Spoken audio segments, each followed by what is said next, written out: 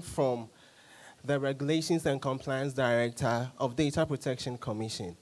And he is going to give us a presentation on how to comply with the Data Protection Act 843. So we've studied on the mandates of the commission, how the commission functions, and then going forward, how the registration actually takes place. And so if I've registered, as Mr. Dennis Dakwa rightly indicated, that the registration is actually the first point of you being compliant to the Act. So what are the other things I have to do? And then if who comes in to assess, or what comes in afterwards. So we would, with a round of applause, let's welcome Dr. Patrick Lebanet to give us the presentation on how to comply with the Data Protection Act.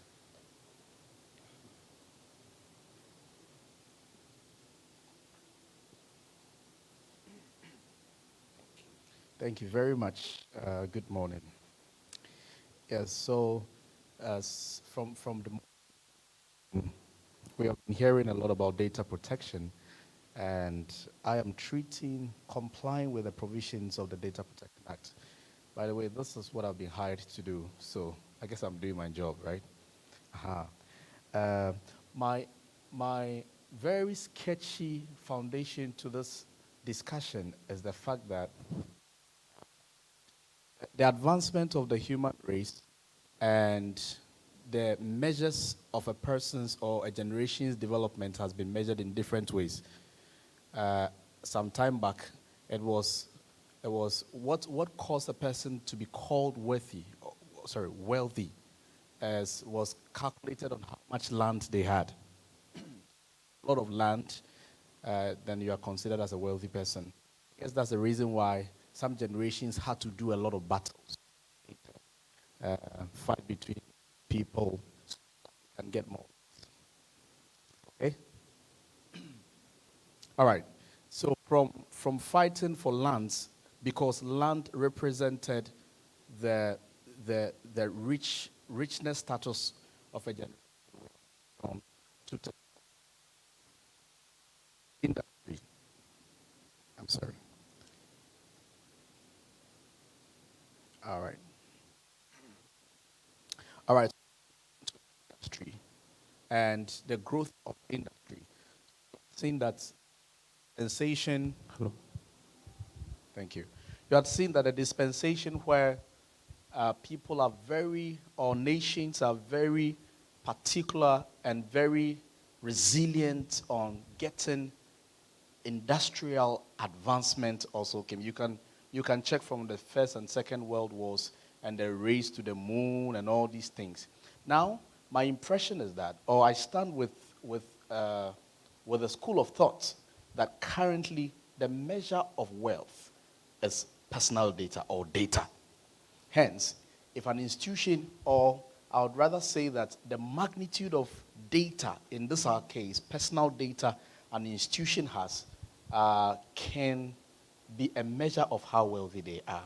That is the reason why institutions like Google and their likes have a lot of money, because your data is money. And so some people say that the current day gold mines is data. Hence, understanding what data and its protection is so key and so important. We couldn't have believed the point. We couldn't have over-levied this particular point. So it's very important that persons who are data subjects understand what it is for them to protect themselves through the Act, and also data controllers and data processors. Now, I'll take my first slide will handle the Data Protection Commission and its key relations. So how we work around it. In the first few presentations, my colleagues have touched on this, but I want to just bring it all in together and give you a pictorial view of how we connect. Now, so like I said earlier on, the Data Protection Commission does not keep everybody's data in Ghana and track people. No, what we do is that we are a regulator, and it's our mandate to enforce compliance and assessment. It's our mandate to make sure that everybody who is a stakeholder complies with the Data Protection Act. So from the Data Protection Commission, if you may, as having the oversight responsibility of what happens with people's personal data, there are segments. The first for me that is very important is the data subject. That is all of us. In fact, the data protection agenda that we are pushing for all Ghanaians and all persons in our region to understand, it's not a far-fetched situation. It's a situation that binds everybody who has a name. If you have a name and you have an age and you live somewhere and you have a phone number, you must take this very serious. So data subjects, which has been explained, the data controller, which has also been explained, and then the data processor. How do we interact? So it's a responsibility of the Data Protection Commission to make sure that we see to the compliance of the data controller. As it has been explained, the data controller is a person who picks your information for various reasons, whether they're a church or they're a bank or they're industry or whatever, whether it's for marketing purposes or just for statistical purposes, they are a controller. And then the data controller, many a times, employs, if you may, the data processor to help him process the data that he has collected. So how do we all work? The Data Protection Commission makes sure that the data controller and the data processors are up to task. Why do we think you as a data processor, of course I know that some of us are data controllers, but why do we think it's important for the data subject to understand this? It's important because Data Protection Commission alone might not be able, we want to, but one of the best ways we can be able to make sure that data controllers and data processors are in compliance is to drive data subjects to push their controllers to comply. For instance, if I go to a bank and I ask them, have you registered? Are you in compliance with the Data Protection Commission? And they say no. And I tell them, I will not bank with you any longer because my data is not secured with you. Now, it makes our job much more relevant. And it makes it a little bit much more easier. Now, if you as a data subject knows nothing about data protection, and whether people are compliant or not, you are ready to deal with them, then it makes our job much more difficult because they don't see, the controller and the processor wouldn't see any need to comply. So it's very important. So we teach data subjects the rights they have. So you could see that the arrow, we expect that data subjects demand of their rights. You see, our culture as a country has said that it's our culture not to ask questions. For instance, when you walk into a bank and you're asking the operators, are you registered with the Data Protection Commission? I have the feeling that the Ghanaian culture doesn't really encourage that. Don't do that. Just be quiet. Whatever they will give you, take it and go. No, it must change. Because your data is somebody's business.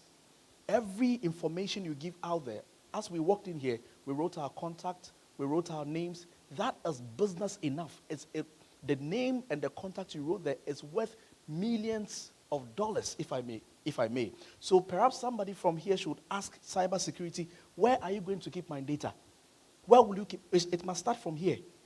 Where will you keep my data? Who will have access to this data? Somebody should even protest. I shouldn't write my name and my phone number right there so that every other person sees it, because seeing is processing. And let's call our nation to work and call the standards and the system of the country to come to bear, because your data is important. I'm very sure that there are a lot of us here. If you work with the government, by now you should have received some messages from, somebody said they receive about 60 messages a day from loan sharks. I even saw some people selling land, and they say, when I read the message, I was like, if we don't take care, where the nation will get to, we'll start selling human beings. Some people say, I have a girl who is 6 years old, will you buy? Call me. And just as I'm saying and we are smiling, it's happening. People are sending all of, how many of us bear witness to what I'm talking about? You've been receiving messages, and they are bombarding your messages at odd hours. And it's wrong. Now, the truth is that there hasn't been any time that you have just written your phone number anywhere. Normally, when you write your phone number, you add your name. So you write your name, your phone number, sometimes where you even stay. So if somebody has access to your phone number and he's sending you messages, what it actually means is that he has more than your phone number. He perhaps by now also has your name. Maybe he even has your bank account. So the issue of data protection is not a very easy, oh, I don't care. No.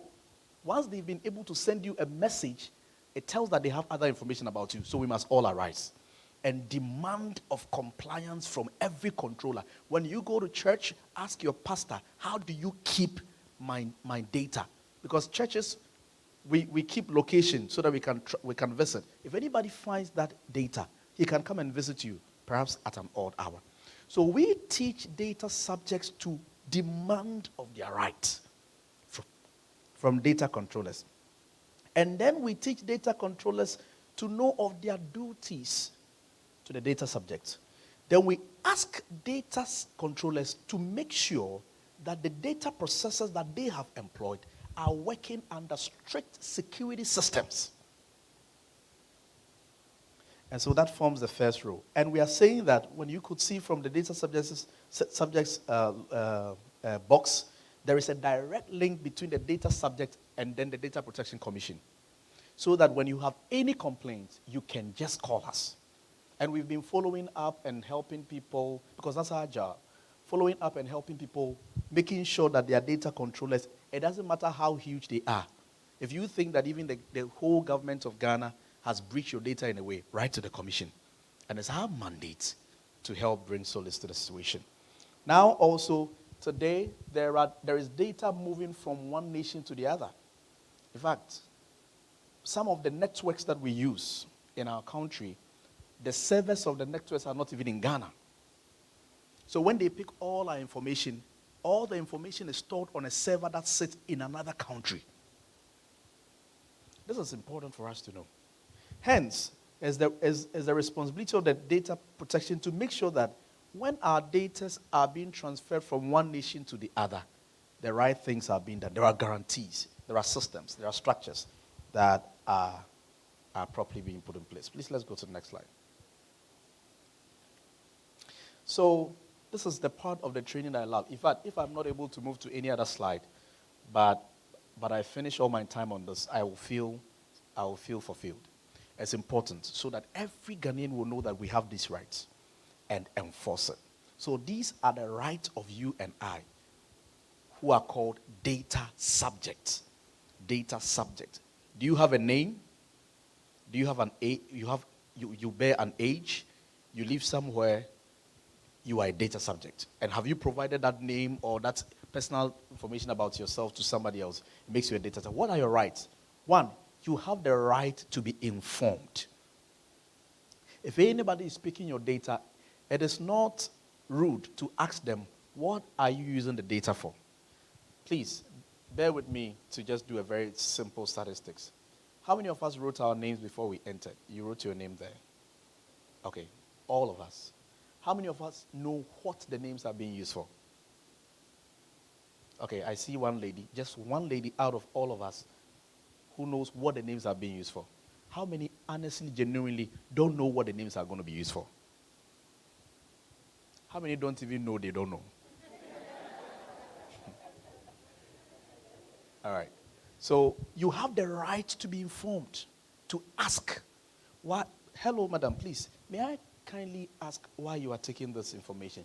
Why you are taking my name? Do you want to just see how many people came? Well, I could just give you my email address. You don't need my name then. Do you want to do some? So ask. You have the right to be informed.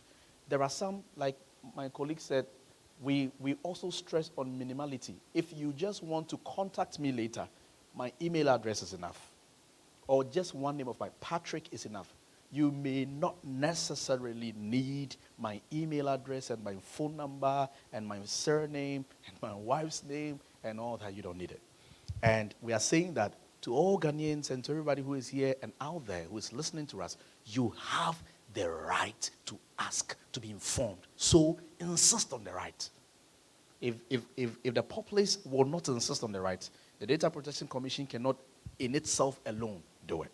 So when you go anywhere from today, when you enter anywhere and your personal data is being required, ask to the minutest detail. Ask, why do you need this data? Why do you need this data? Why should this one be given to you? And if you have any reason to think, this one, I don't want you to process it, you have the right to deny them that data according to the Data Protection Act. So you have the right to be informed.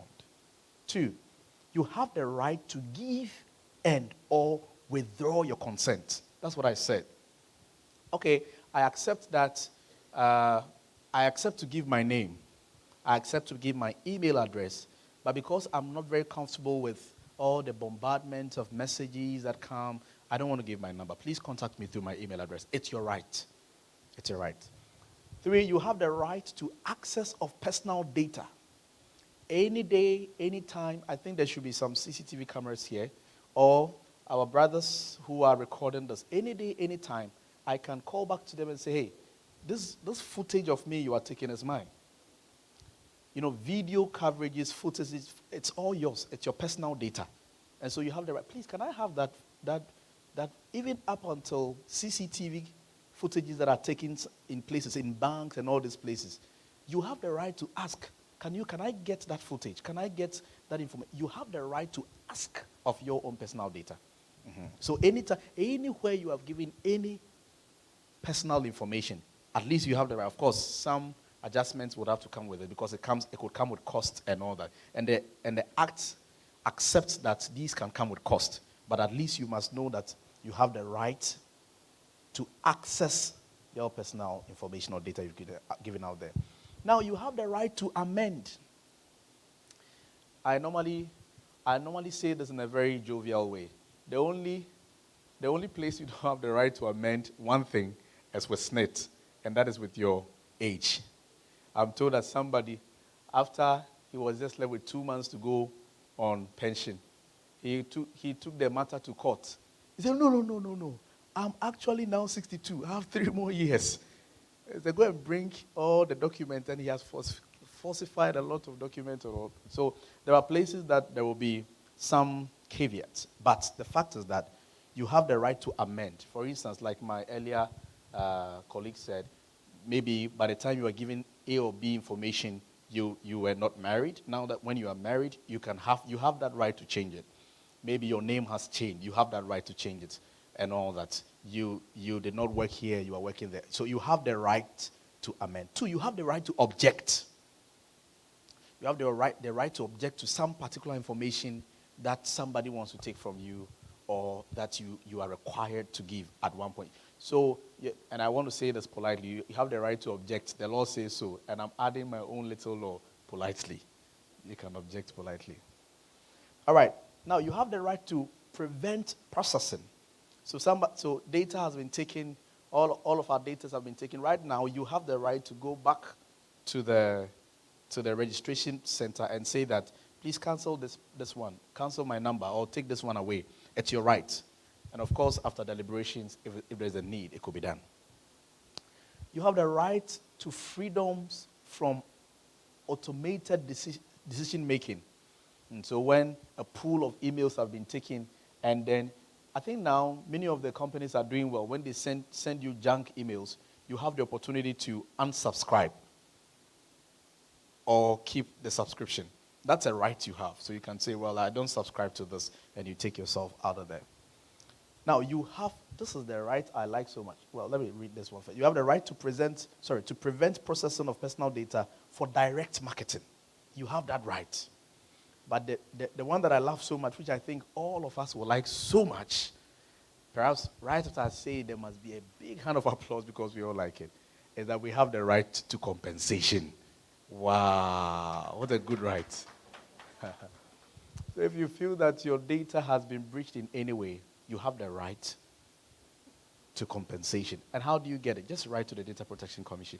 And when we value the merits of the situation, and then we give a determination on it, it's valid for any court to hold on to. So you have that right. And some of that, you could take it to the law court, or you could write directly to the Data Protection Commission if you think that your data has been breached, your personal data has been breached in any way, and it will help you claim your compensations. You have the right to complain. And like I said, we live in a nation where complaints are not very encouraged. So we are saying positive complaints. If you think that something about your personal data is not being held properly, you have that right. All right. Now to the next slide, the benefits of complying. Let me say that data subjects also have the responsibility of compliance. And I feel that your responsibility of compliance is to make sure that you keep the processor and the controller to task. You ask them these things. If you do that, you see, many a times we are all looking at the controllers only to comply. The controllers must comply. And we don't want to enforce our rights. And the truth is that until we enforce our rights with data protection, data controllers will be laxed in compliance. So what is our part of compliance? We must enforce these rights. We must ask questions. We must tell others about data protection and the rights we have. So what are the benefits of compliance? One, compliance, especially for data controllers and processors. If you are here and you have a company, you belong to an institution that picks data or something, this is why as soon as we finish, you must come to us and say, wow, how can I register? And today we'll register you. So why? Because you get all these benefits. Benefit number one is that it demonstrates an accountable and responsible organization. When you have complied, you give yourself, you see, my impression about where we're going is that the world is going to run at a very fast technological space. I feel that COVID-19 has really, in fact, it really came to help the sub-region, the African sub-region. I say this in all respect, with all respect, in that I feel that the COVID-19 has really pushed us technologically to come to pace with where the world was. Today, many people are used to Zoom, and we have come to accept that it is a good alternative to in-person meetings. It's acceptable. Zoom was being used by other people in other places, but COVID-19 has pushed us to come to terms and to come at par with where technology is running to. However, as we are being pushed to come at par with technology in sync with the rest of the world, what is happening is that we are also being pushed to give our personal data out there. Hence, I predict that 5 years, maximum 10 years from now, if the world's technology should push at the same drive, sooner than later, everybody will start asking. Because data protection, people's data will come apart. See, when people keep sending you messages and you start getting 200 messages a day from loan sharks and from all these people, you start worrying. And as you start worrying, you'll be asking. And data protection will rise. So if you're a company, I can assure you, then I will be a prophet of doom for you. If you're a company and you don't register with the data protection, whoever you are, if you're an institution, church, company, whatever, once you collect data and you are not registered and you are not in compliance, sooner than later, you'll be found wanting. Why? Because people will see you as not accountable and not responsible. Because of how I see data awareness, how it will rise because of how technology is moving. So when you register and you are complying, it gives you off as an accountable and as a responsible organization. 2, you gain the trust and the confidence of your customers. When you are able to tell the customers, this is what we take your data for, this is how we save it, this is how we release it off, this is what we use it for, you have the right to say no to this, then everybody who comes to work with you feels, no, I can trust these people. And in that same way, if you are shielding, you don't want anybody to know where you are keeping their data and all that, very soon, sooner than later, customers will lose trust in you. Data protection compliance currently is recognized as a business differentiation factor globally.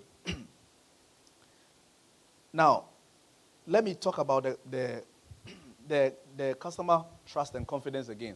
The Data Protection Commission currently is in a very strong alliance with we are building a strong relationship, mentorship relationship and alliance with the Food and Drugs Authority. Now, what we want to learn from them, you see, when there is any advert on TV, and the advert has to do with food or beverage or even drugs, after whatever they have said has been said, they will quickly say, this advert has been vetted and approved by the FDA. See that everybody can say it. Because we've heard it again and again. And you see, subconsciously, what that does to our mind is that right away, you feel that, no, this product can be used. At least I have the minimal trust level to use it. What the data protection is where we are driving towards is that every entity that takes data, sooner than later, would have to also comply and would have to say, this bank, they do all the ABSA something and all the banks or whatever institution. After that, they must say, this advert has been vetted and approved by the Data Protection Commission. Now, what that will do for you is that then you know that you can trust those people with your personal information. And hence, it will boost the trust level and the confidence level of whichever institution. Even church. After the church, like the prophet will come and give the prophetic word and say, this prophecy has been vetted. That's just by the way. All right, so let's go on. So now, now, sooner than later, in fact, right now for all banks, the Bank of Ghana will not allow you to renew your license unless you have a data protection commission, unless you are compliant. With all television stations, the NCA is doing the same thing. National Communication Authority is doing the same thing. So when you come in to renew your license, you cannot be able to renew your license until you are in compliance with the Data Protection Act. Last week, the Data Protection Commission signed an MOU, Memorandum of Understanding, with the IAA. IAA means Internal Audit Agency. And our Memorandum of Understanding with them is that every government institution which has an internal auditor, the internal auditor, after Data Protection have trained them, they will make sure that that institution complies. So sooner than later, like I'm saying, even when you want to gain a contract, just like it is today, if you don't have a TIN number, there are a lot of things you cannot be able to access. In that same way, sooner than later, maybe if you're at school and somebody comes and says, this school, do you have data protection compliance? Are your statuses right? Say no. Say, I will not come to this school. It's okay. So if you're a company, if you're an institution, if you are anybody who takes any form of data, this is the best time that you have to comply. Now, it also, the benefit of compliance, it enables a clearer understanding and good business overview for key decision makers. So when you comply, all your board of directors, board members, CEOs have a good overview because you see you have a compliance report that you can give to these key decision makers and the CEOs. They can see clearly your compliance report, and that gives them a very good overview of your business. Now, it reflects excellence. Excellence. And excellence is something you can never refute. You can speak against it, but when something is excellent, it's excellent. So registering with the Data Protection Commission reflects you as an excellent institution. Next slide, please. Next slide. Now, there are roles of the Data Protection Supervisor. We've spoken first about the Data Protection Controller, or the Data Controller, and now we are talking about the Data Supervisor. So, when an institution registers or starts the journey of compliance, which is registration, it is also mandated for that institution to train a Data Protection Supervisor. What does this Data Protection Supervisor do? Or who is this Data Protection Supervisor? One, what they do is that, and this is enshrined in our Act in the Section 58, what they do first is to inform and advise on obligations.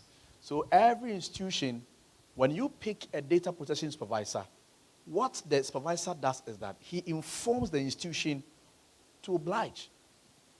He informs them of their obligations because you see, the Data Protection Supervisor is a person who has been picked from an institution and has been trained and certified by the Data Protection Commission. So you are picked, you come to us, we liaise with our stakeholders, and then we train you. We give you a full-fledged training, and then on top of that, certify you. So it's just like somebody who is an accountant, and then somebody who is a chartered accountant. What the data protection does for you, if you're a data protection supervisor, is that you rise to become something like a chartered accountant. Now, you are a certified data protection supervisor. And again, you see, because data protection will increase, certified supervisors, it will create a new job area for certified supervisors. And so the responsibility of the role or the responsibility of the supervisor is to inform and advise their institution on obligations. 2 is to monitor compliance.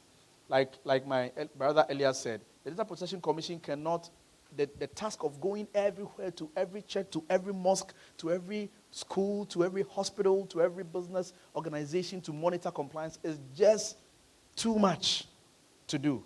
Hence, when we train data protection supervisors, what they do is that in liaison with us or in collaboration with us, they monitor compliance. 3, they provide advice with regards to data protection impact assessment. So there is something we call the data protection impact assessment, and it is a data protection supervisor's responsibility to provide that advice. They monitor performance. They cooperate and liaise with so the data protection supervisor becomes the Data Protection Commission's liaison to the entity and the organization. They also have due regard to risks associated with processing operations or processing data. Why? Because they've been trained, and once they've been trained, they have due regards to that. Now, all the things I've talked about till now tells us that, or the focus is that the data subjects, they will have, there will be security of their personal data. Is that when you write your name or you give any form of personal data about yourself to anybody, you are rest assured that it's well kept, it is used properly, and nobody will misuse it. So these are what the Act enshrines to be done for the data subject in order for them to get security for their data, personal data. The data controller shall take, so we request this of the data controller. The data controller shall take the necessary steps to secure the integrity of personal data in the processing or control of a person through the adoption of appropriate, reasonable, technical, and organizational measures to prevent data loss, data damage, or authorized processing of personal data and unlawful access. To give effect to the above, the data controller shall take reasonable measures to, 1, identify reasonable, feasible, internal and external risks to personal data under the data controller's possession or control. What this means is that now, for what we require of the data controller or the processor to do is that so that your personal data will be secured, we expect them to reasonably foresee. Hence, the controller cannot tell us that, oh, we did not foresee that. No, the law does not give a data controller. You see, this is the reason why all data controllers must register and must be trained. Because the law does not give you the leverage to say, I did not know, I could not anticipate this. So they have to reasonably foresee internal and external risks. So when you are trained or when you register, you are on compliance, we teach you on risk assessment. And we train you on how to do your own internal and external risk assessment. Because when it comes to law, you don't have the leverage of saying, I could not foresee that risk. 2, the data controller to establish, and we expect the data controller to establish and maintain appropriate safeguards against the identified risks. So like I said, when a person registers, we train you on how to foresee and plan risk, internal and external risk. And then we help you to understand how to safeguard your entity or institution against those risks that has been identified. We train you on how to do that. 3, regularly verify that the safeguards are effectively implemented. We expect you to do this. And this we give you in the training, we give you how this will be done. 4, to ensure that the safeguards are continually updated in response to new risks and deficiencies. In addition to the above, the data controller shall observe the following. So you see that the Act gives a very comprehensive approach to data controllers and data supervisors to the data processors, so that everything that you'd have needed to make sure that the data you've received from anybody is properly kept, both for now and the future, is provided for. The Act specifies that you must be ready for it. And how do you get ready for it? The training makes you ready for it. So when you register with the Data Protection Commission, compliance starts with registration. We train and certify your data processing supervisor, and then all of a sudden, your institution or company or church or whatever it is becomes ready for all these responsibilities that the Act requires of you. Next slide, please. Security of personal data. Generally accepted information security practices and procedures, specific industry or professional rules and regulations. So we are trying to say that in the training, or the Act also expects that the data controller puts together safeguards that affect, that is generally accepted within their industry or professional works. And what I'm trying to say is that when you register and then you appoint a data protection supervisor, the training covers for all these things, so that the person becomes abrupt and ready to undertake all these responsibilities. I'll move down. A requirement for data controllers and processors to implement a level of security appropriate to the risks, including all this.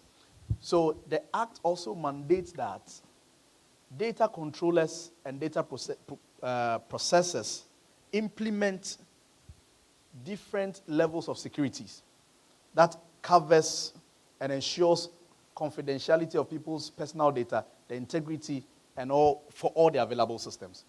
Now let me come back let me bring you back to book. My point is that when a person registers, the institution registers, it means they start to comply. And as part of compliance, there is training and certification for the data protection supervisor, and then general awareness, which provides you with all that you need to secure the personal data of the people whose data you are holding. Next slide, please. So we have security of processes. And this one, it also ties in. In fact, a lot of this information is supposed to help you to understand that. And if you're a data subject, you will understand that the nation has really catered for the safeguarding and the safety of your personal data. Hence, it is now our time and our responsibility as data subjects to insist that whichever institution or organization we are interacting or dealing with complies. Because when they comply, even their processes, how the technology they use, how they recycle the retention of data and all that also complies. The processes of processing data will all be compliant. Finally, let's finish it up. All right, so to conclude, I want to say that, again, data protection is a now situation. And I believe that as we go on in the future, it will be much more instructive. Hence, it is important that we as data subjects insist on the compliance of our data controllers and data processors. Thank you very much. Thank you very much, Dr. Patrick Adonu Lebene. I wish to borrow your own words. This is very powerful. Thank you. Yet, so ladies and gentlemen, going to the next item on the bill, we have a panel discussion. But then before the panel discussion, we would want to open up that if anybody has got any question concerning the presentation Dr. just did, we will open up for you to do so.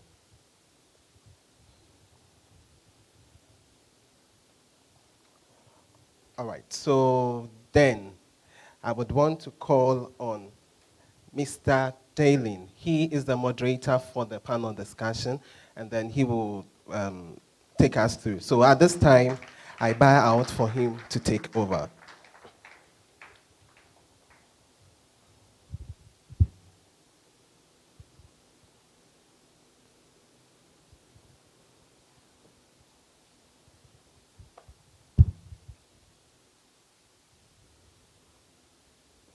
Thank you very much. I hope my presentation will also be vetted and approved by you. And I like your presentation, Doctor, and I think all of us sitting here too, we've been approved by the FDA. Data has become something important and a gold mine, as you said, and we have to be asking questions. We have to be asking questions. A driver was looking for a job and was called for an interview, and the name is Upon Ajekum, Oklam. Upon Ajekum, the title Oklam. Then you ask, what is Oklam? Who knows Oklam? Ofuansi Kokobe LA Middle School Living Certificate. How do you know this? Please ask questions. This panel discussions on cyber security, the effect of COVID-19, on privacy and data protection. I have with me the discussions. Members, let me call them to join me here so that we start, and I promise you we'll just use 1 hour as we are already late. So just an hour, we'll finish everything. But the first 30 minutes, they will do the talking, and the rest of the 30 minutes, you will be asking questions. It's for you to ask questions. Thank you. The first, we have Mr. Isaac Socrates Mensah, Cyber Security Center. You work here. Please have a seat. We also have Mrs. Sylvia Gifty Apia, Information Governance Solutions. And the third one, we have Ludwig Marcus Shandorf, Ghana Export Promotion Authority, and Dr. Kwamna Osudankwa of WAMSIS. Yes. And the fifth, you, the audience, so you are also part of it. Thank you very much. The topic for today is maintaining privacy online in the era of COVID-19 and the effects, that is what they will be discussing, of COVID-19 on privacy and data protection across institutions in Ghana. I'm sure some of you are having your own institutions, and what have you done during this COVID-19 period? My take is, in the response to the effects of COVID-19, several institutions in Ghana are leveraging on telecommunication to reach out to customers and maintain business interactions. Institutions have increasingly adopted remote working, virtual conferencing, online transactions are also increasing, and there's a lot of application apps for contact tracing, collection of health data. There's facial recognition, temperature checkpoints, camera footage, as he said, devices, all of them connected to the internet, collecting or storing data. Some of the institutions have provided their employees with laptops, mobile phones, and other necessary equipment to a secured virtual private network for remote work. What is the risk of somebody working from home? You know how we behave when we are at home. Are we safe to give our data to somebody to work from home? These are some of the questions I'm expecting you to ask. What happens when COVID-19 is over? You have collected my data. What are you going to do to those data? COVID is no more. What are you going to do? Are you going to destroy them? What assurance can the institutions give to us, to the general public, that their personal data is protected or secured? These and many reasons why the National Cyber Security Center in collaboration with the Data Protection Commission, organizing this workshop on maintaining privacy online in the era of COVID-19 and to ensure you, the general public, the best practices for cyber resilience and compliance. Let me now introduce my panelists.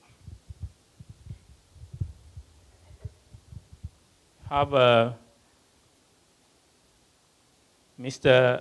Isaac Socrates Mensah. He is with the National Cyber Security Center and an officer with the Computer Emergency Response Team. So, Emergency Response Team. He's responsible for handling and analyzing incident reports through various points of contact launched by the Ministry of Communication. Mr. Mensah, there are a lot of scammers. There are a lot of websites, CDC websites, Ghana Health Service, fake websites. Somebody just sent me a text message that I have won something like $2,500 on a promotion. I should click here and enter my personal information and the bank details. Are we secured? National Cyber Security Center, securing Ghana's digital journey. Are we secured? Mr. Mensah, you said you are also in charge of incident report. Where can they report? Which incident should they report? The next also is Mrs. Sylvia Gifty Appiah. She holds a master's degree in cybersecurity and management from University of Warwick, and also a certified information practitioner, certified data center, data protection supervisor Ghana, certified information implementer and auditor for ISO 27001, and has a 25 years working experience in data protection and cybersecurity, mainly in UK and also recently in Africa. Currently, Sylvia is the CEO and the lead data protection consultant of Information Governance Solution. Has trained over 250 certified data protection supervisors, practitioners, including me, on behalf of the DPC. Sylvia has a lot, and I think she has also worked mainly in UK and also in Ghana, and has experience in the data GDPR, and design and deliver data protection, compliance, and registration for the Commission under the e-Transform project of the Ministry of Communication. Gifty, what is the assurance you can give to us? Compliance is what the doctor said. We are all here, Ghanaians. Should we comply to personal data collection and storage? Ludwig Marcus Shandov holds a bachelor's degree in computer science from the University of Ghana.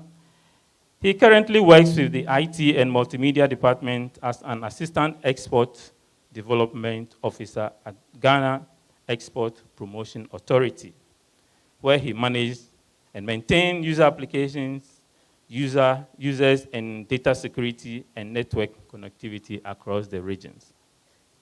Ludwig, registration of exporters. These are some institutions that we have a lot of people registering. Credit bureaus. There are various softwares and apps that you have on your online. Should we trust those applications?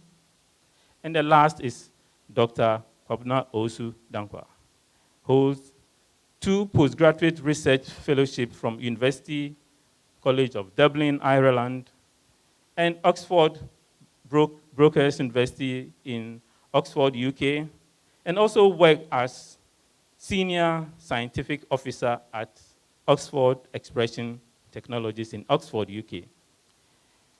He also once lectured at the College of Health Science at KNUST, and also a modular pathologist at the Department of Pathology of Konfanochi Teaching Hospital in Kumasi. Currently, he works as a research fellow at Clinical Pathology Department of Noguchi Memorial Institute for Medical Research, University of Ghana in Accra, and also as a founder and a CEO of IT startup WEM6 Company Limited.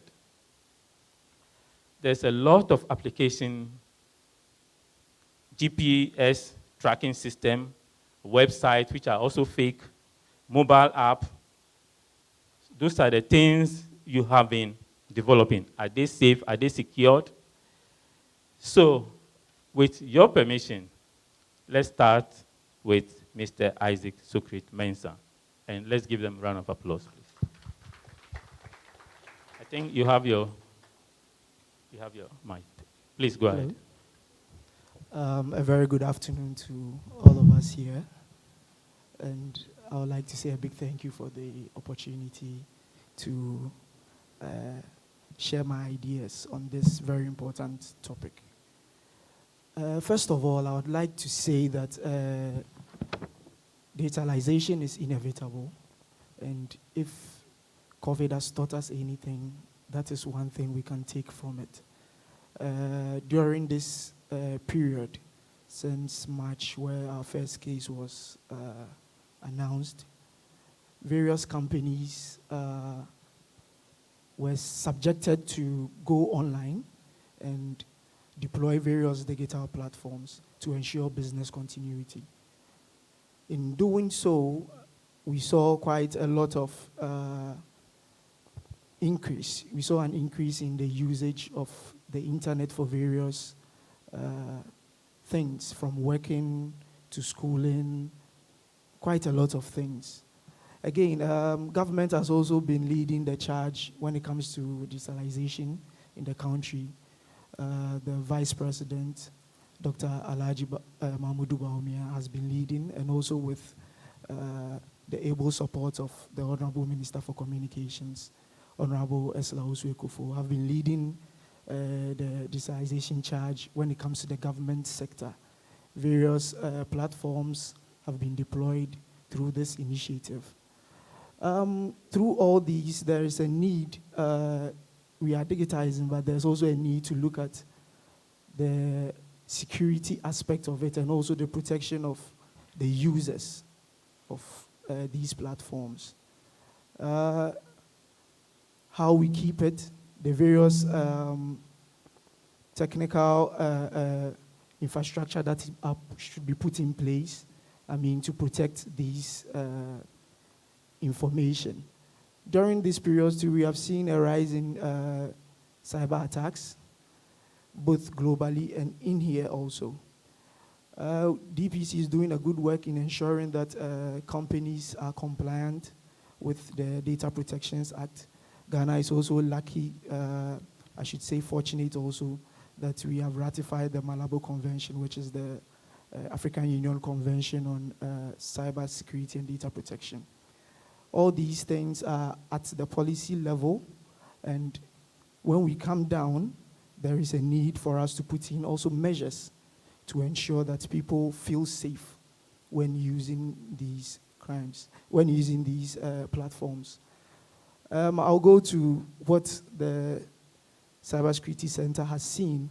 In terms of, let's say, institutions, you might say that they are doing well, but in terms of individuals, how well are we securing the information, our private information?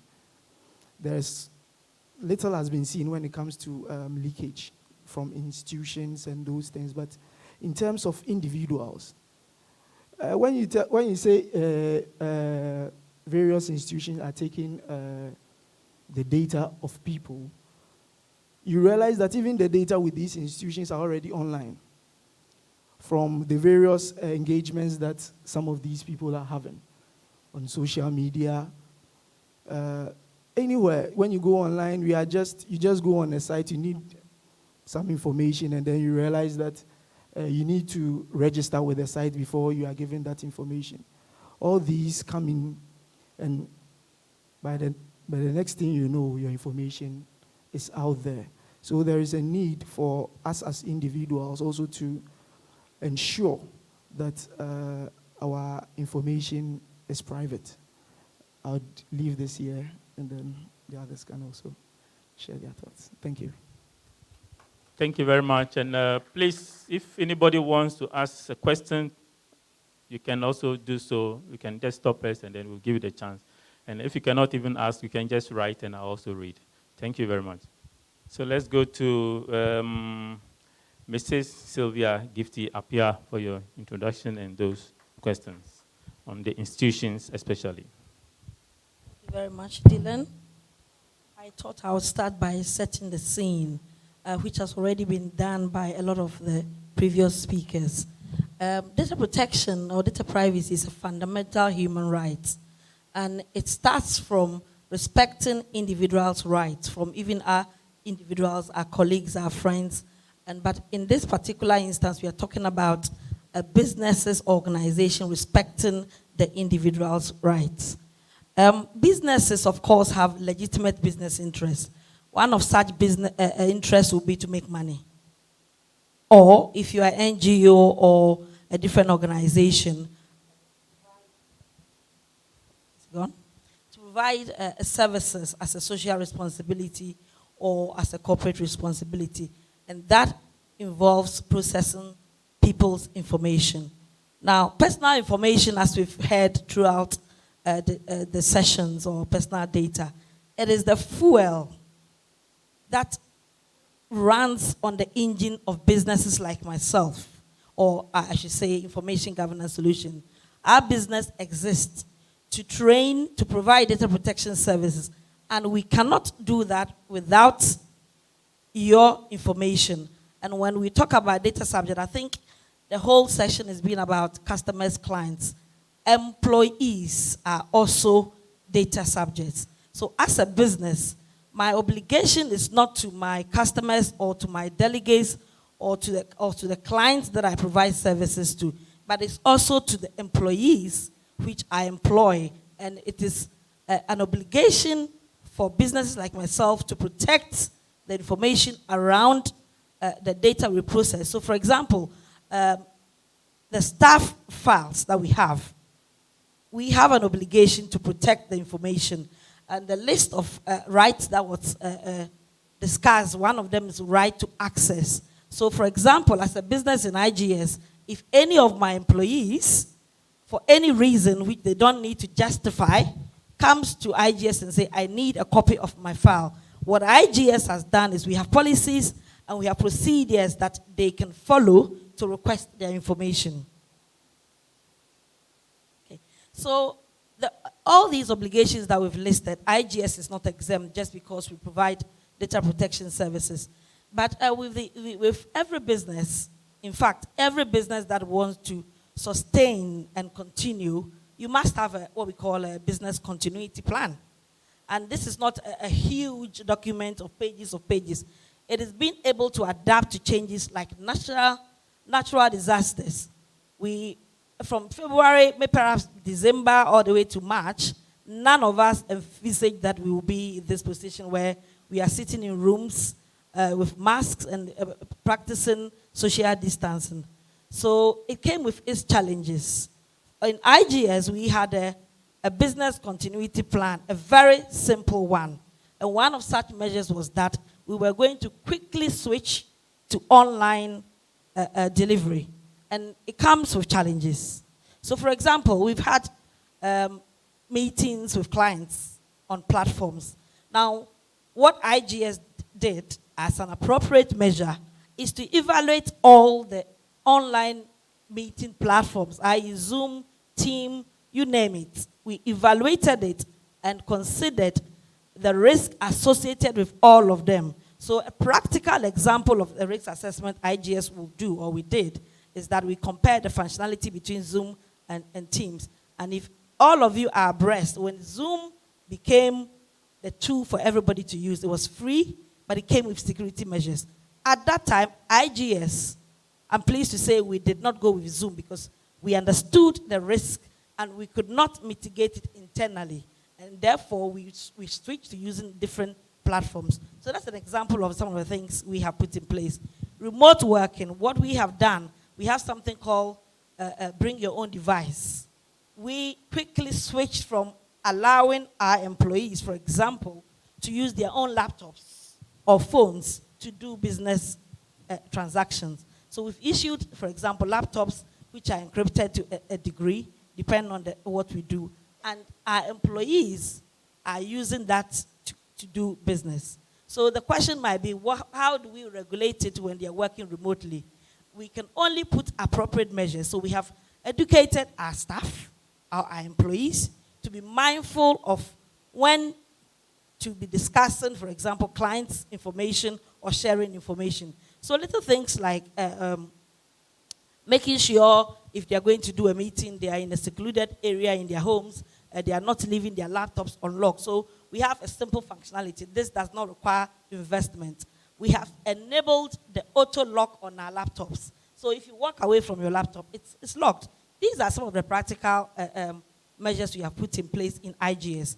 But it doesn't come with challenges. There are a lot of challenges, like some of our clients. The biggest challenge was the shift to going into a client's premises versus doing it online. But we have assured our clients that we've done risk assessment and we have evaluated the best mitigation strategies in place in IGS. So these are some of the things we've done. I'm sure there will be a lot more questions as we go along. But as a responsible organization, I can assure all of you that if you should come to IGS, you can be assured we looked at the benefits of complying. We are an accredited institution. That alone tells you that IGS, we have to go through a rigorous compliance assessment with the commission. So that is the assurance we have at the time we submitted the report. And we continuously monitor that compliance level. So that's some of the things IGS have done. But the implication on the whole is shifting from face-to-face to online and looking at the challenges and making sure our employees are abreast with how we are going to do our business. And these are some of the challenges and how we have addressed it. And I hope I've answered your question. Thank you very much. And to the audience, the next question before we come to Ludwig. How many of us started using Zoom during COVID? See, most of us started using it during the COVID. Churches also have been using Zoom. Now, the next question to you is it safer to work from home? How many of you are working from home?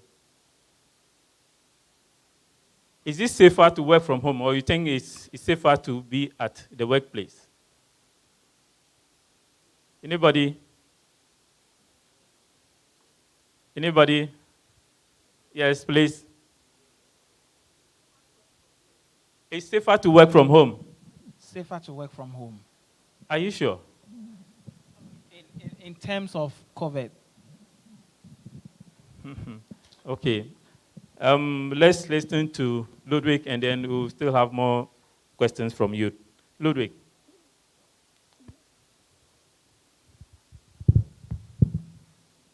Good afternoon to everyone. Thank you very much for the opportunity to participate in this discussion.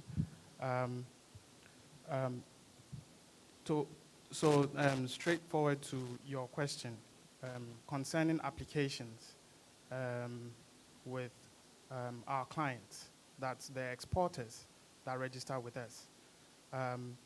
Currently, most of us work from home. We run a shift basis, and sometimes we work from the office. Now, what this does is it doesn't really create a secure environment. Therein, I'll disagree with the gentleman who said it's safer to work from home. Because let's say you are working from home, unless your room is soundproof, if you are giving up some information, whoever is around you will hear whatever you are saying, and definitely you are going to give some personal information on the platforms that you'll be using. Now, for Ghana Export Promotion Authority, before we even started this virtual conferencing and all that, what we did was we ran a risk assessment based on the applications that are available for video conferencing. And we found out that Microsoft for Teams, that's Microsoft Teams, is one of the safest. So we actually didn't go with Zoom. We went with Microsoft Teams. For our regional offices, if there's, let's say, we have this thing we call a DEBA. That's like a staff meeting. So if there's a staff meeting or we need to have a conference with some of the exporters, we use Microsoft for Teams. And we being the host, we are able to give you a link, a secure link. One thing I'll say is most of us go onto websites without checking whether the website is secure or not. There's a way to check that. When you go to a website, there's a first, there's this text, there's a first text, that's HTTP. There's HTTP and HTTPS. Now, the HTTP is not secure. HTTPS is secure. So if you go to our website, that's gepagana.org, you will see that our website is secure, and that is where all of our exporters do their online registrations, do their payments, and all that. But due to COVID-19, coming back to Mr. Moderator's question, due to COVID-19, we are not, well, I would say we are trying to regulate the risk of contracting the COVID-19 disease. So most people now can do their registrations from home. Therein, we have employed the mobile money payment system. So you go onto our website, there's a section that allows you to register, just like the DPC website. You enter your exporter details, and we take PII very seriously. That's personally identifiable information. We take that very seriously. So when you are entering your details, when you are entering the details, all of these data is going directly to our on-site and off-site servers, which are backed up on a daily basis. Now, once you have entered your details, we will then scrutinize the details that you have given to us. We don't just take the details. We scrutinize and make sure that these details that you have given to us is up to date and accurate. Once it's accurate, then we will check your payment and then issue you a certificate that you have actually registered with our company. So in a nutshell, that is how we have handled the COVID-19 effects. I wouldn't say it has not affected us. It has affected us because generally some of us have had to work from home. And I see that to be a bit risky because if you are in your company, you have, every company has a code of conduct. Okay, so within the company, there are certain things you do and don't do. But when you're in the comfort of your home, you're like, oh, I'm free to do what I want to do. So you may end up risking certain information that is not supposed to go out there. So in a nutshell, that's what I have to say. Thank you very much. Thank you. I have a question for you. Has there been a situation where we have an exporter registering on a fake website and paid some money and coming back to you that this is what they did on a fake website that they did not know, or it's never happened? As far as exporter registrations is concerned, we haven't really experienced that. But prior to that, we have put some measures in place. Like I said, we scrutinize the data that you give to us. So we do not just take the data and then say, okay, this is the data you gave us, so we are going to work with this. But we'll scrutinize it, make sure that the data is accurate, and then we can issue a certificate for you. Thank you very much. And let's go to Dr. Dapa for your initial comments, please, and those questions. Thank you. Okay. Thank you very much for the opportunity to talk to you. I will take a different twist for his question based on the fact that I've worked in different hospitals, and I've also been involved in training of medical laboratory professions and also medical doctors. I would say that the DPC have a lot of work to do when it comes to the health sector.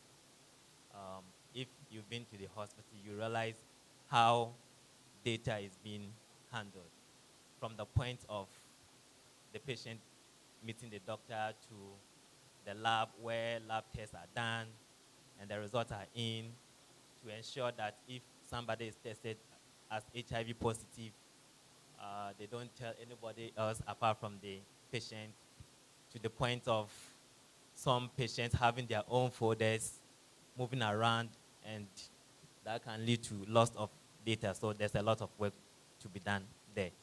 The second point is we also have medical devices that have its own associated risk in the sense of being hacked into so that the machine will not work. And we have systems in terms of softwares and apps that collect data, and this data, how it will be handled so that there will be no breaches from here and there. Our company, we are interested in developing healthcare systems, and we've so far launched one. You were about to launch the second one, that is the mobile app. And I will thank Madam Sylvia for the good job she has done. I think last 3 weeks we had a program, and I was one of the participants. I learned a lot. It was a sober reflection for me. Even though I had read around privacy policy, data protection, and what have you, but during that program, I learned quite a lot of that. And that made us to go back to the drawing table to look at every step of the software processes where there's a potential for breach or risk or what have you. And even last night, I slept around 1 a.m. because you were still working on that. So the software, if I could have used this opportunity to talk about, is a software that you can use to do anything concerning health for humans and animals. So you can use it to order for drugs from pharmacy shops, book an appointment with a GP, book an appointment with a physio, what have you. If you'd want to have the physio to come to your house, or for you to go over there, if you want your vet to have a look at your pet and what have you. So it's a huge platform, and it also involves collecting data because before a medic can have a proper diagnosis with you, he or she needs to know your medical history, whether your age, your blood group, whether you have hypertensive, family, medical conditions, and what have you. And based on the data that you'll be gathering, we have to have a lot of different encryption protocols. Should you take any mobile app, take WhatsApp or what have you, the moment you turn on your phone, you can easily click on it, and it's not ask you for any password or what have you, so you just have access. Should we have a similar mobile app for health, whereby the person has his or her medical conditions, maybe the person is hypertensive, HIV positive, or what have you, and somebody gets access to the mobile phone and turns it on, and just the person will know that, okay, Mr. So and so is this and that and that. And the hacker can use it for so many reasons, as a form of blackmailing and what have you. So we are doing a lot of work to ensure that we do the right thing, and by the close of the month, we should be able to launch. But as Doc said, I would also encourage anybody over here to have the DPC certification, because when we launch the first software, which is for the healthcare providers, the pharmacy shops and the clinics, one of the advantages we had was to tell them that we have been certified by DPS, so DPC, sorry. So we have the competency to safeguard the information that we get from you guys. And I think it's a win-win situation.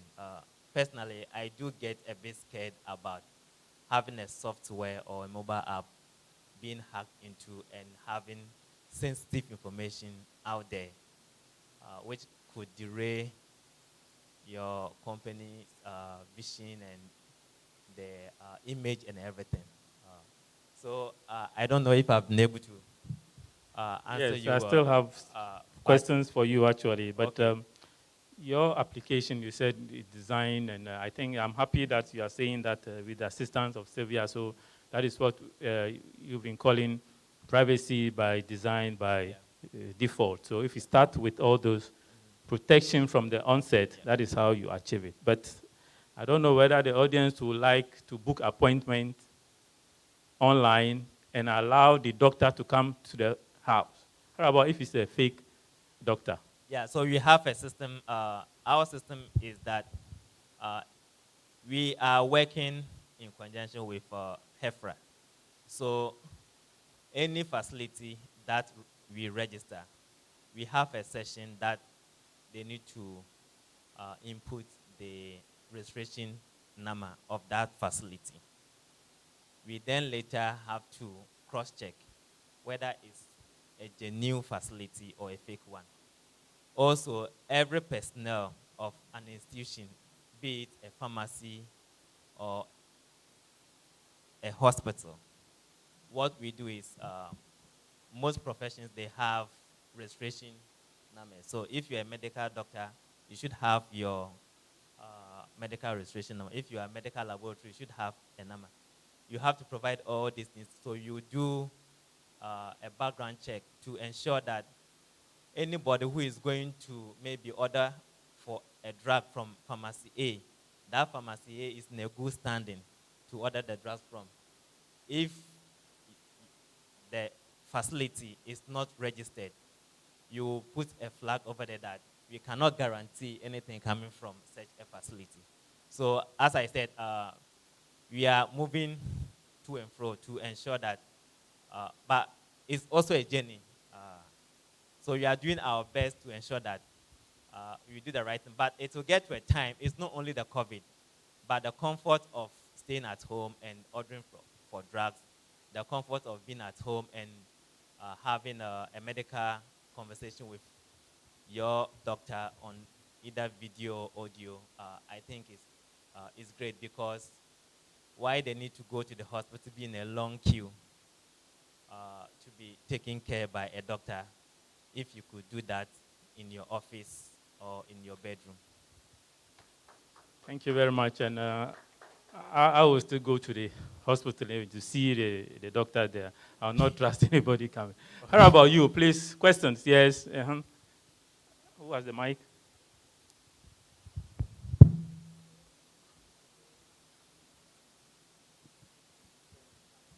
Hello?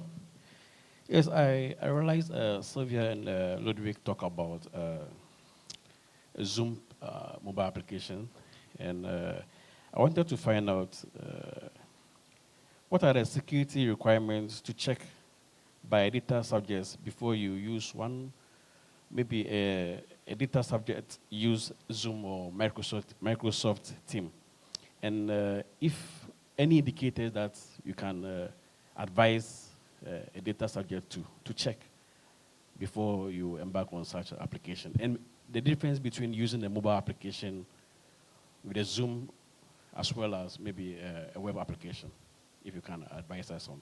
Thank you very much. Sylvia, please, before you go on, any other one related? Let's take two, then you can answer them.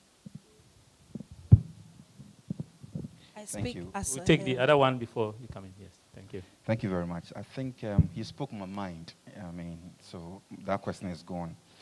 But the first speaker, I think in his submission mentioned that companies and organizations have done well when it comes to data protection, but not as much as it has been done when it comes to the individuals.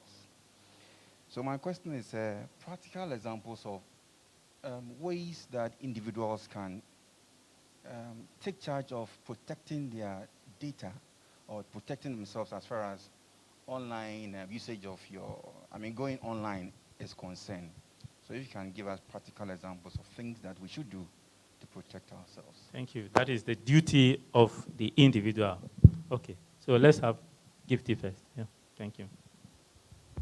Okay, I think going on Zoom, I'm not here to critique Zoom on the security features, but we all know you can have a free account. We also know, for example, when you're joining Zoom meeting links, these links are public and the passwords are put on the flyers. So, from our perspective, for example, if we have to use a Zoom for a meeting, there are extended functionalities that needs to be enabled. You can go into the settings and switch them on. For example, one way we make sure only those who have booked to attend one of our courses is to register them, and we send them a unique link. If you give the link to somebody else, the person appears as if it's the same person. So, for example, as an institution, how I can check there's somebody else in the room, so prompts me that the security issue is that we've got two people of the same name.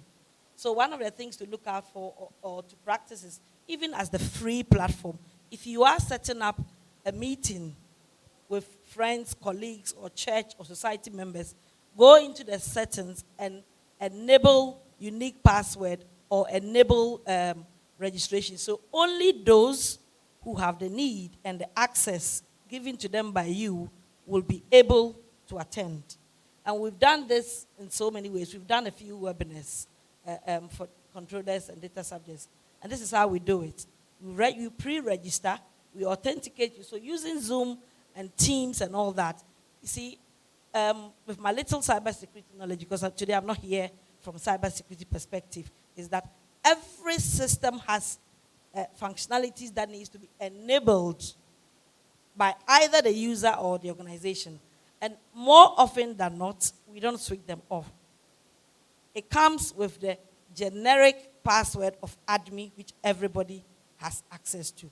So when you're using these online platforms and you open an account to be able to do the meetings, go into the settings, and these are not technical jargons.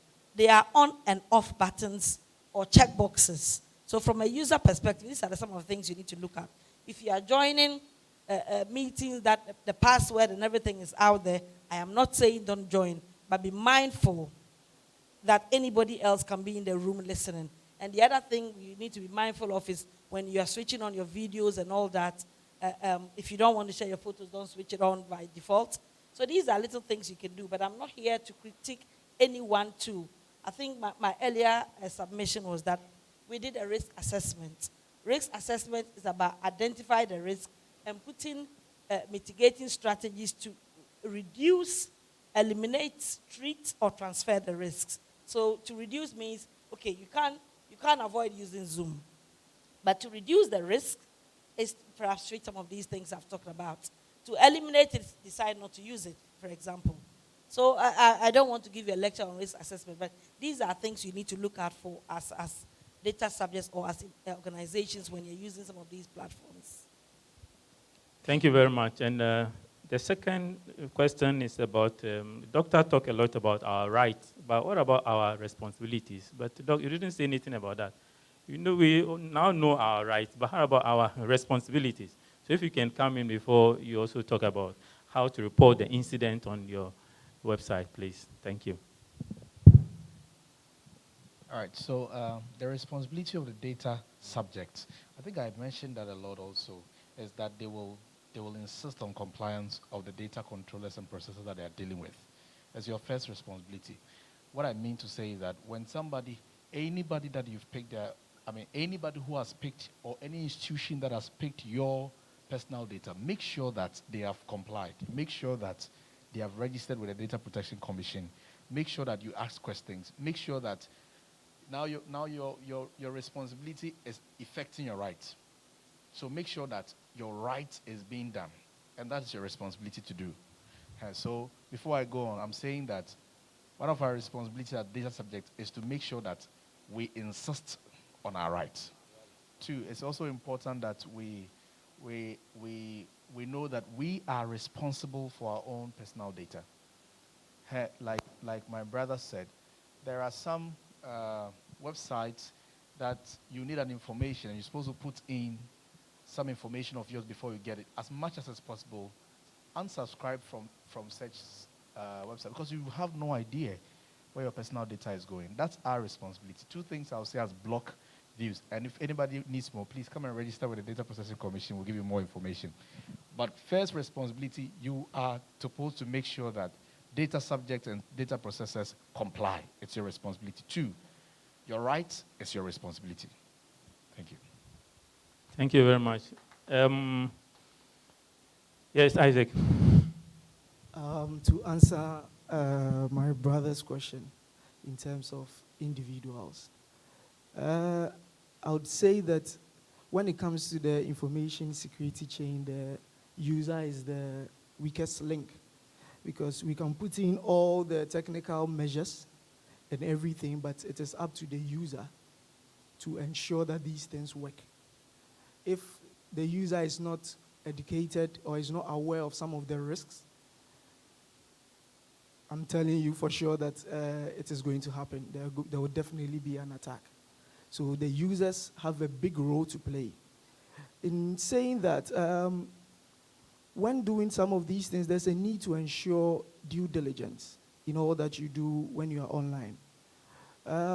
There are several things going on.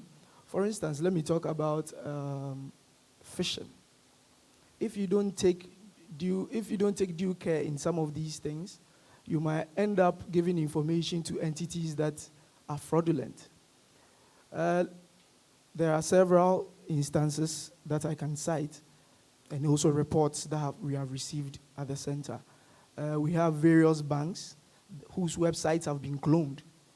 If you don't really take a good look, you might think it is your actual bank's website. You log in with your details, and they redirect you now to the actual bank's website.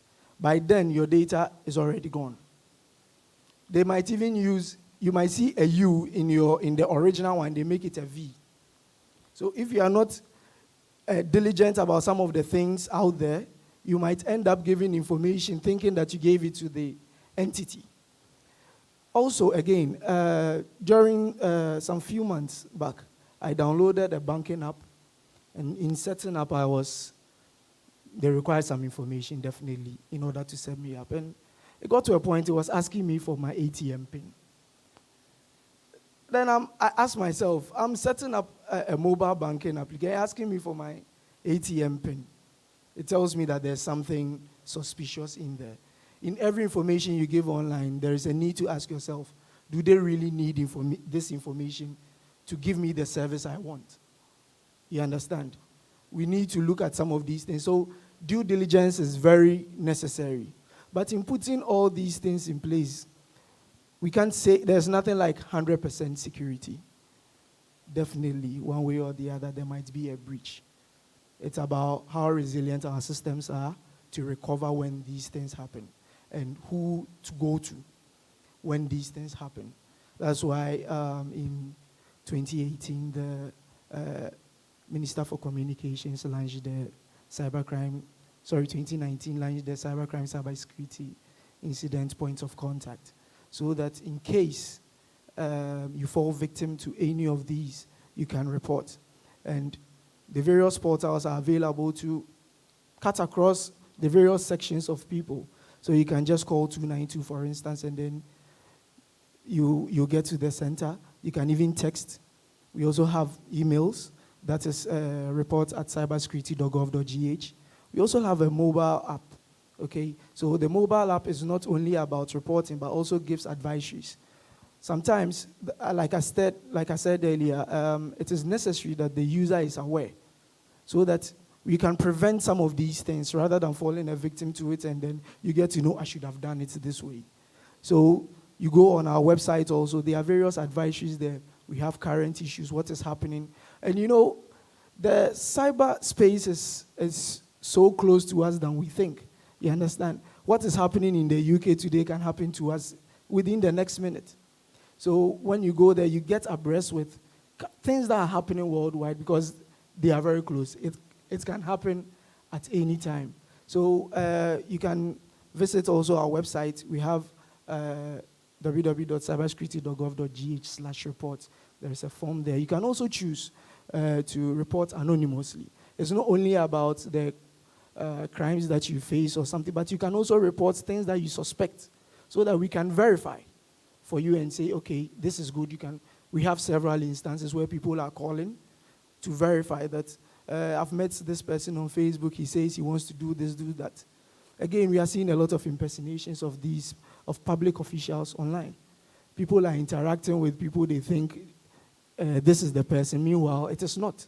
So people send links to us, please, this is what this person is saying. Could you verify for us? We look at some of these things and then revert and tell you, no, this one, you should be cautious or you should be careful. There's something fishy in there. Or hold on, let us do our checks. We'll get back to you. So that we can prevent some of these things.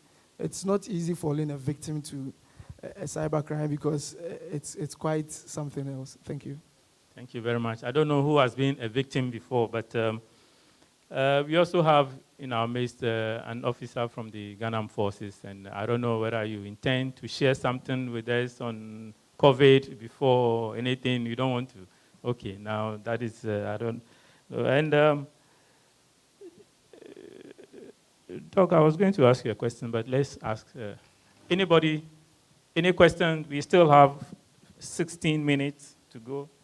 14 minutes to go. At least we want to be using the 1 hour. Yes, please go ahead. Okay. Please, a lot have been said on.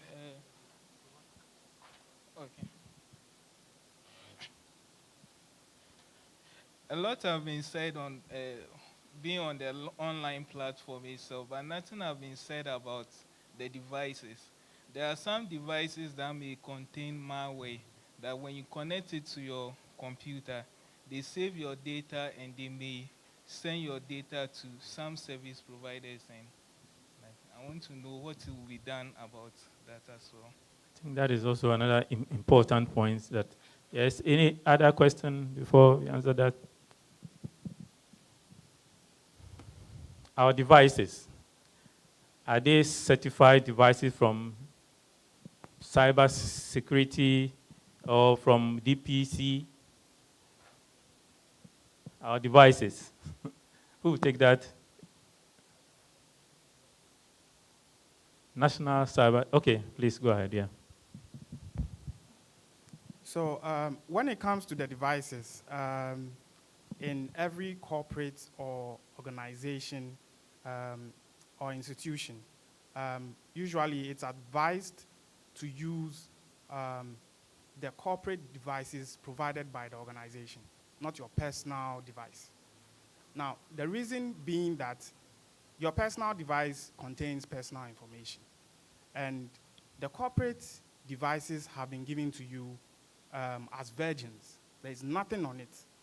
Now, before it's given to you, the IT department of that organization is supposed to make sure that the device they have given to you is compliant in the sense that it has, for example, with what you said, the virus, it has a very strong antivirus. So when I put in a pen drive, it doesn't just start eating up my data, as in my information. Also, these devices are, for us at GEPA, we have the devices being backed up regularly on a daily basis. Okay, so for instance, if your device should maybe in the course of the working day fall down and then stop working, every staff member has a domain account on the server. So if you bring in your personal device to the organization, that device will not be added to the domain account on the server because first and foremost, that personal device would be a threat to our server. Because we don't know what you did with your personal device before you came to the organization. But with the Virgin device that we have given to you, we can trust and know that whatever is coming in is going to be regulated by our firewalls and our antivirus. So that's a little I can say concerning that. And also, we have put in restrictions. At GEPA, we have put in restrictions. You cannot visit certain websites. Every website falls under a category. So we have created categories for those websites that you cannot visit. I think if all of these features or policies are put in place, devices will be secure within the organization. Thank you. Thank you. But before Sylvia comes, Doc, what happens when COVID is over and the devices they use to take our details? Will DPC do something about it? But please think about it. Let Gifty comes in before. And if you don't have any other questions, they will just wrap up and then we bring this curtain down. Thank you. I promise to be very quick. I think my colleague is explained a number of measures to be done, but I just wanted to add, please don't get into your heads or a concept that using your own device, it's risky, but there are things you can do.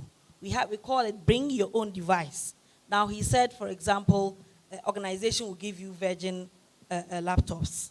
I just want to add, not all organizations can always afford to give you Virgin devices. So for example, if an employee leaves and they're using the company's laptop, all they do is refurbish or rebuild it and put information. But from a cybersecurity perspective, if you back me, you can restore some of these things.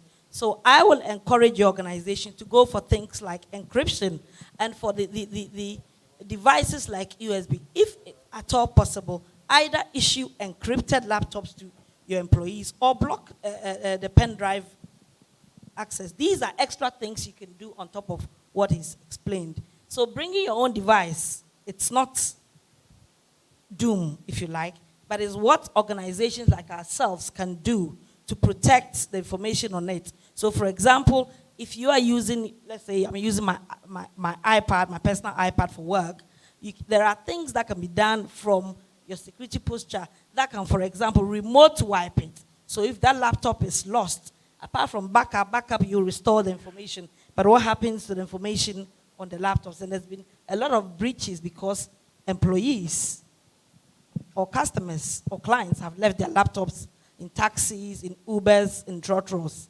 So I think the only thing I want to add is you need to extend the level of security. And if portable devices are going to be used, there has to be restrictions around it, either encrypted devices or if you can stop your employees from using that, that would be a very good thing to do.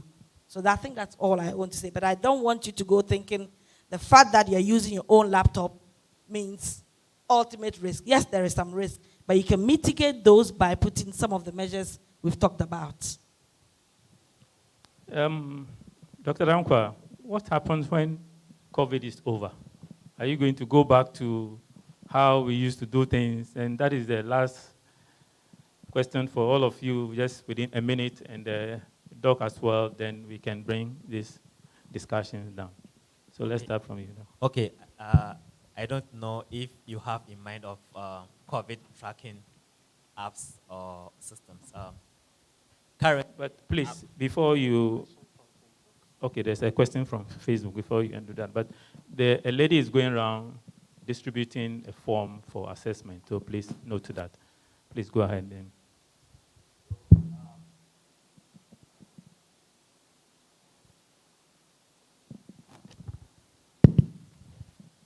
Okay. On the COVID tracking systems or apps, I'm not aware of a COVID tracking app in Ghana. I'm not saying that there's no one, but I'm aware of it's a kind of software by KNUST. It does not take your personal data. It just does the risk assessment, how vulnerable you are. So you be asked few questions and then you put in there, then it will generate, it will tell you that, okay, you are at high risk of contracting the virus or not. Now, with the institutions that have been mandated to do COVID tests, Noguchi, KCCR, they have their own internal policies of handling data. I don't know whether if these institutions have been certified by DPC. I'm not aware of that. So I cannot say exactly what they will do with the data they have. But these two institutions, they are research institutions, and they have what we call ethical review committee that ensures that any data they have, they strip the patient name from the other data set, so that you'll not be able to say, okay, person A is COVID-19 positive or not. That's all that I can say. Instances before even you get a result, the thing is in the media. But that's why for my intro, I did say that DPC has a lot to do. They have a lot of work to do. DPC has a lot to do, yes.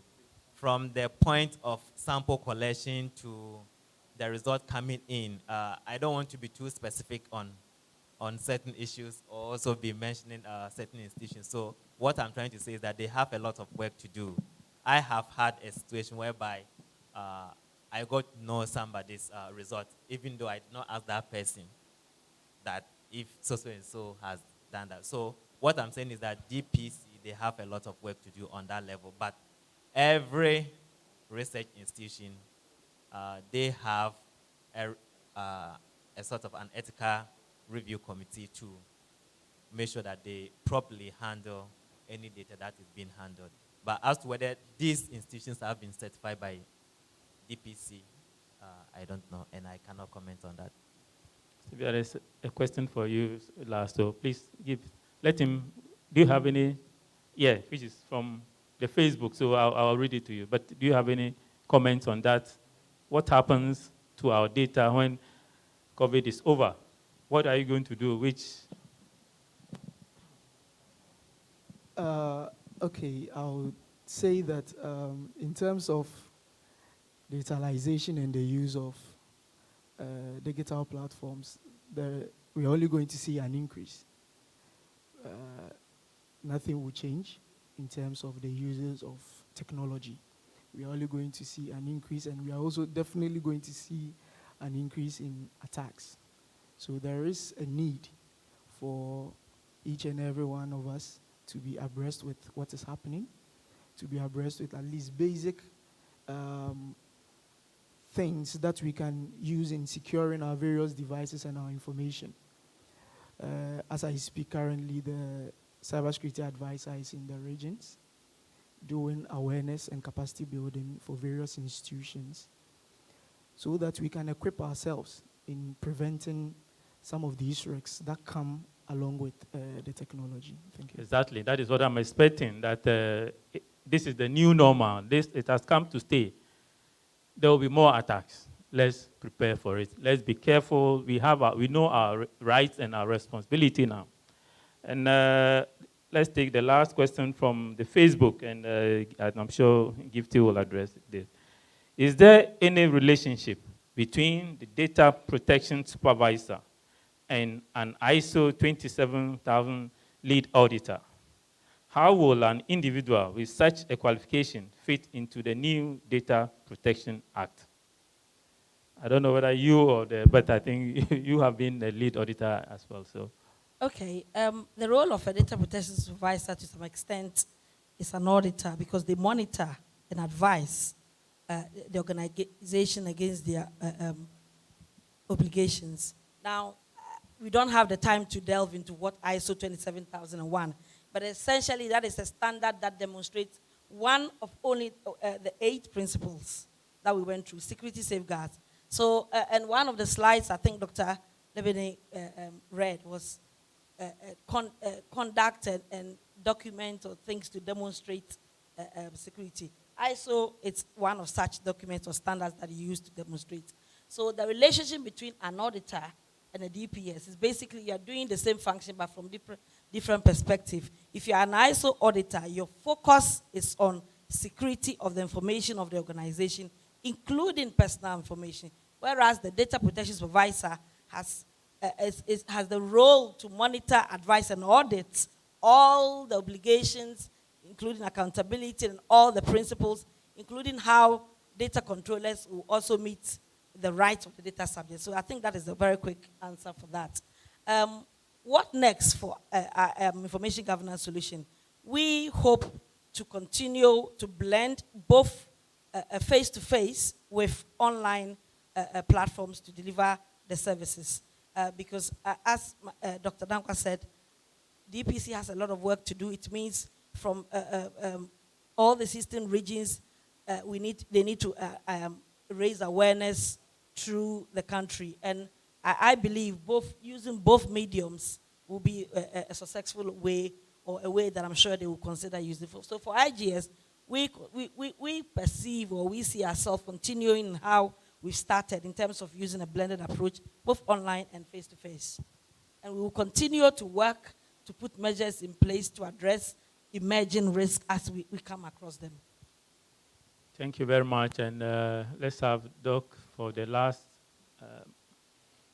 explanations, and we'll come to an end.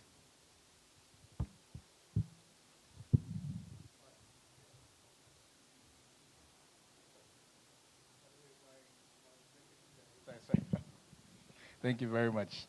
So I want to introduce the Executive Director of the Data Protection Commission to, maybe she'll do my take.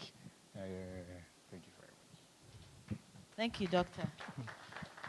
The question is, what happens? First of all, we know that the DPC has a lot to do. That is all what we've agreed to this morning in terms of ensuring compliance and also security of our personal data for the institutions to ensure compliance. But the last question for him was, what happens when COVID is over and the devices they use to collect our data, will it be given back to the users, or what happens to those data collected? Okay, so good mid-afternoon or whatever, mid-morning. And I'm very happy that I caught the last end of this program. I was rushing between programs to make sure I was here to participate before you leave, and I'm very pleased to see so many of you here today. The specific question, I will not deal with it as a specific, but generally, when a project commences, at the conceptual stage of every project, there has to be some thought that should have gone in, and it has gone into this one, about how long we want to collect the data for what purpose, and at the end of the life cycle of the data, which is when the data has achieved its purposes, what we do with the system. And that is what we call the decommissioning of systems. So the project team, having completed the work of this project, should be looking at how they end the life cycle of the project. That involves a whole lot of processes. One is an instruction clearly from the project owners to the project members, clearly stipulating what should be done to end the project. Some projects end up with a legacy database, which means the data in the system is continuously useful for a purpose, not specifically for the project, but for some other purposes. And in this case, I perceive that the project data that was collected will be useful, probably to another agency or to some other aspect of the national work, possibly to the Ministry of Health, for analyzing what was gathered and to be able to use it to strategize ongoing how we meet another emergency or how we decide as a nation going forward. So there has to be a legacy team to hand over the data tube, which should have been documented by now. Now, I expect that that is what will be. Under our data protection law, there is a clear exemption for data that is collected for the purpose of research and national knowledge. So we expect that the library that will be probably sitting within Ministry of Health will inherit the data to be used for research and to do some forward planning around how, if another type of COVID should happen, how the nation will position itself. This data that is handed over may be anonymized or pseudonymized, and these are data protection jargons, but simply meaning that the data shouldn't necessarily be continuously identifying individual as Mr. A and B who had data, who had COVID or not, but the essential detail of the data is how, as a nation, we will use the data to make decisions. So they may anonymize it so that you can't specifically identify an individual, but the statistical information will be held to make useful decisions going forward. The system itself that held the data needs to be decommissioned if it's no longer going to be used or useful to the nation for the purpose for which it was created. The decommissioning of the system comes with clear instructions about how the information is extracted from the system and given it to the legacy body, and then how it is purged, who does the purging, what method is used, and how the whole parts of the system, which is the hardware and the infrastructure and the team, are decommissioned. So that is a whole structure of the data protection management that will be dealt with. And I expect that it will be dealt with accurately because we've had a lot of discussion concerning it. Before I took the mic, I also had a question about, so what happens about data protection going forward post-COVID? Post-COVID, we are looking for individual, and Sylvia did mention about the audits and the its alignment with ISO and how it's going to be worked. But the essential, important aspect of what happens is that your rights shouldn't be overridden. Now, in an emergency, we have the executive instrument that has allowed the country to create the pandemic tracker to do what they need to do. It doesn't override your rights as individuals. If post-COVID, or even now, if an individual feels that their data is being used in a way that they are not satisfied with or doesn't respect their rights as an individual, it doesn't override your right to complain to the commission or ask for clarification or transparency into the how it is being done. You still have that right, even going beyond the use of the tracker. You have the right to complain about the data that was collected and how you feel that your rights were not respected or otherwise. Like every war, which we consider the COVID to be a type of war, post every war, there's a human rights assessment.